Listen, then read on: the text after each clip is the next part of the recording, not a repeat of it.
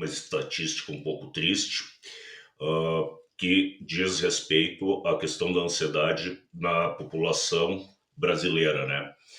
Então, desde 2017, a gente é considerado a nível mundial a população mais ansiosa que existe no mundo, segundo dados da OMS. Recentemente, após a pandemia, por volta do ano de 2023, não com a mesma magnitude da qual se obteve essas informações de 2017, mas de informações também relevantes, uh, parece que essa disparidade em relação à média mundial e a brasileira, que é o dobro, inclusive, da média nacional, ficou mais ampla. Então, ou seja, nós brasileiros estamos mais ansiosos, tá? Levando em conta que a ansiedade é uma doença assim como os transtornos de humor, uma depressão, vou falar das duas mais comuns, uh, que é multifatorial, há muitas das causas que, que têm um peso ainda são desconhecidas, inclusive, né, das duas condições, mas isolando a ansiedade. Então, tem fatores genéticos, tem questões de etnias, determinados grupos étnicos de um país já mais homogêneo na questão étnica. Vocês vão, assim como na medicina, por exemplo, na Escandinávia, vão ver mais questões da hematologia lá. Em outros países, uma, uma questão gástrica, sei eu. E, e levando em conta que a nossa população, etnicamente, ela é muito heterogênea, o que faz a gente ter, mais ou menos de forma homogênea dentro da realidade brasileira, um quadro de ansiedade tão absurdo. É evidente para nós, não precisamos de estatísticas, é da nossa vivência diária, que os níveis de ansiedade atingiram, depois da pandemia, principalmente, a níveis estratosféricos. Se foi a época em que se falava da ansiedade como algo que só o vizinho, amigo do vizinho tinha, não, hoje todo mundo são artistas, todo mundo está levando a público a questão da ansiedade, né? Os consultórios cheios. E levando em conta que também esses outros fatores nos outros países são os mesmos, né? E tenderia assim que Estados Unidos, vamos dizer assim, é uma população etnicamente heterogênea também, entre outras questões. A gente esperaria uma paridade, mais ou menos, levando em conta, porque também é um país continental, até maior que o Brasil, mas não, a gente ganha e pelo menos alguma coisa estamos ganhando no mundo, né? E o que eu levo à conclusão? No meu ponto de vista, entre os fatores que predispõem à ansiedade estão as questões sociais, o entorno, o externo da gente. Não estou falando de questões dinâmicas, que é importante também, questões biológicas, médicas, biológicas, mas sim da situação em que a gente se encontra. Eu, por exemplo, não conto com aposentadoria. Amanhã eu vou pagar um carnê para minha aposentadoria virtual. As gerações, a geração Z que está vindo, menos ainda, as condições de trabalho estão muito duras, inclusive na minha profissão. Existe o medo do desemprego, a má remuneração. A gente está trabalhando mais que a geração dos nossos pais e ganhando menos, sem direito à aposentadoria.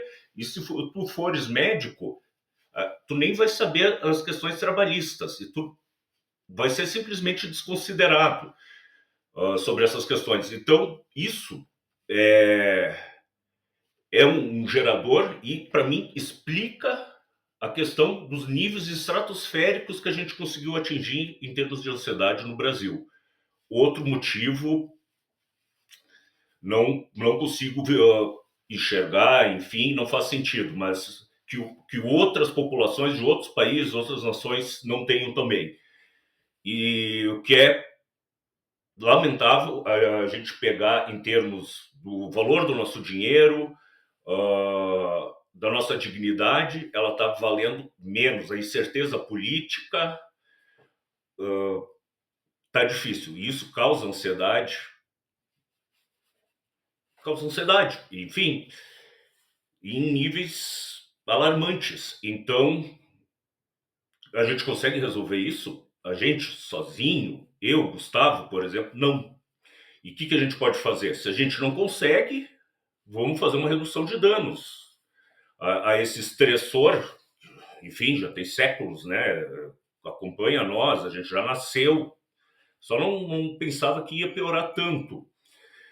E não tem o que fazer. O que nos resta é remediar a questão. E por que a gente a gente vai fazer, digamos, remediar a situação agora? Talvez psicoterapia, amadurecimento, experiências de vida, qualidade de vida, dentro do que é possível do tempo que a gente tem, e para usar medicamentos, inclusive psicofármacos agora, para evitar doenças neurodegenerativas ali na frente. A gente é uma população que está envelhecendo e muito rápido. Eu não vejo médicos de qualidade futuramente que vão cuidar da minha saúde quando eu tiver idoso. Não tem aposentadoria. É um pouco pessimista. Sim, mas é a realidade. Então, a gente tem que se tratar, primeiro a gente, e talvez um dia a gente consiga, como um todo, ter uma melhora, mas eu não acredito. Então, a coisa pode ficar pior se a gente ser um monte de pessoas idosas com limitações físicas e mentais também, tá? A gente sabe que a gente tem um declínio cognitivo a partir dos 30 anos. E vocês já pensaram se o declínio cognitivo é acelerado, se vou dar a situação da doença protótipa, né, o Alzheimer, se ele pegar mais cedo, o que ansiedade e depressão não tratada promove mais cedo e de uma forma mais intensa, vai ser um caos. Então, eu sempre dizia que a gente é uma população que vai envelhecer muito com pouca qualidade, porque a nossa saúde está péssima. Então, eu não acredito, talvez, mais que a gente vai envelhecer. E a gente vai demenciar muito cedo, vamos por questões externas, de falta de acesso à saúde de qualidade, e a gente não vai conseguir tratar mais uma hipertensão, o que fez a geração agora dos nossos pais viverem mais, aumentar a expectativa de vida. A gente não vai conseguir nem tomar, quem sequer talvez comprar ou ganhar ainda um antihipertensivo, ou outro medicamento básico. Então, galera, vamos se cuidar, fazer o possível, e é isso. Boa sorte, um bom final de semana.